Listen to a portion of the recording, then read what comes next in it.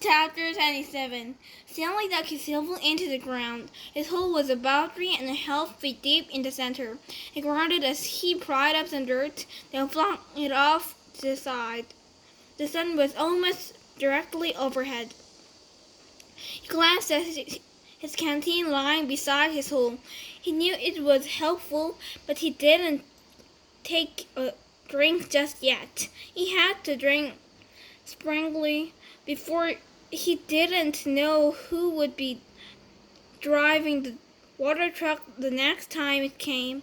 3 days had passed since the warden had scratched Mr. Sir. Every time Mr. Sir delivered water, he poured Stanley straight onto the ground. Fortunately, Mr. Pendanski delivered the water more often than Mr. Sir. Mr. Pendanski was obviously aware of that Mr. Sir was doing, because he always gave Stanley a little extra. He'd fill Stanley's canteen, then let Stanley take a long drink, then top up for him.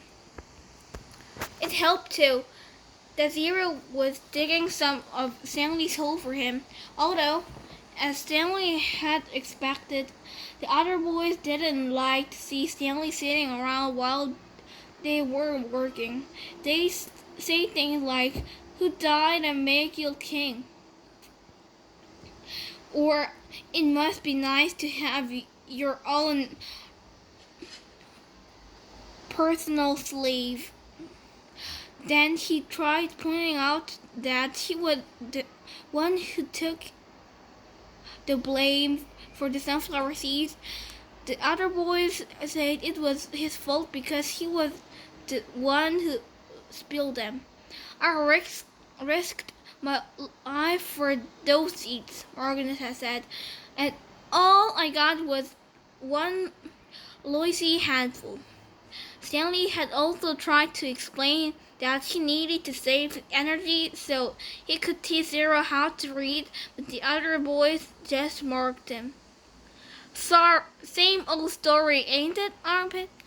Dr. had said. "The white boy sits around while the black boy does all the work.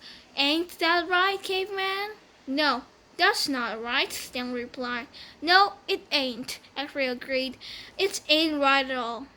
Stanley dug out another shovelful of dirt. He knew X-Ray wouldn't have been talking like that if he was the one teaching Zero to read. Then X-Ray would be talking about how important it was that he got his rest, right?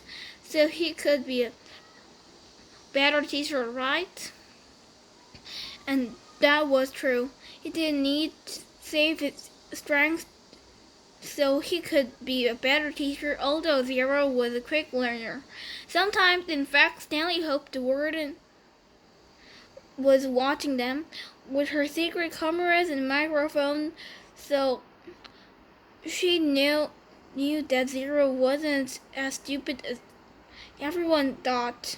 From across the lake, he could see the approaching dust cloud.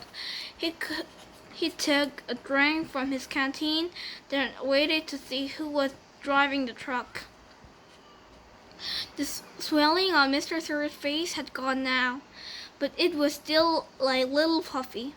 There had been 3 scratch marks down his cheek. 2 of the marks had faded, but the middle scratch must have been the deepest, because it still remained. It was a jagged purple line running from below his eyes to below his mouth, like a tattoo of the scar. Stanley waited in line, then handed him his canteen. Mr. Sir held it up to his ear and shook it. He smiled at the swishing sound. Stanley hoped he wouldn't dump it out. To his surprise, Mr. Sir held the canteen under the stream of water and filled it. "Wait here," he said. Still holding Stanley's canteen, Mr. Sir walked past him, then went around the side of the truck and into the cap when he couldn't be seen. "What you doing there?" asked Zero. "I wish I knew," said Stanley. A short while later, Mr. Sir came out of the truck and handed Stanley his canteen. It was still full. "Thank you, Mr. Sir." Mr. Sir smiled at him. "What are you waiting for?" he asked. "Drink up." He opened his sunflower seeds into his mouth, chewed, and spit out the shells. Stanley was afraid to drink it. He hated to think what kind of foul substance Mr. Sir might have put in.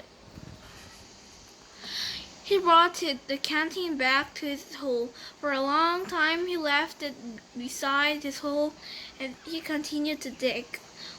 When he was so thirsty that he could hardly stand it anymore, he unscrewed the cap, turned the canteen over, and poured it all out onto the dirt. He was afraid that if he'd waited another second, he might have taken a drink.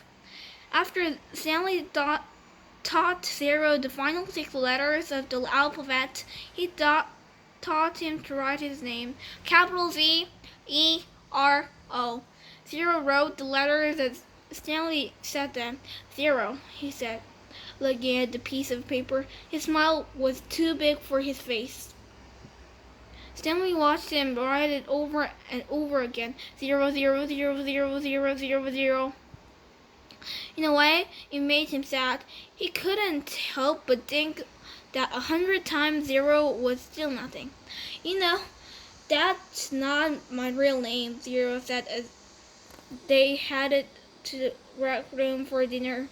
"Well, yeah," Stanley said. "I guess I knew that." He had never really been sure. "Everyone always called me Zero, even before I came here." "Oh, okay. My real name is Hector." "Hector," Stanley repeated. "Hector Zeroni."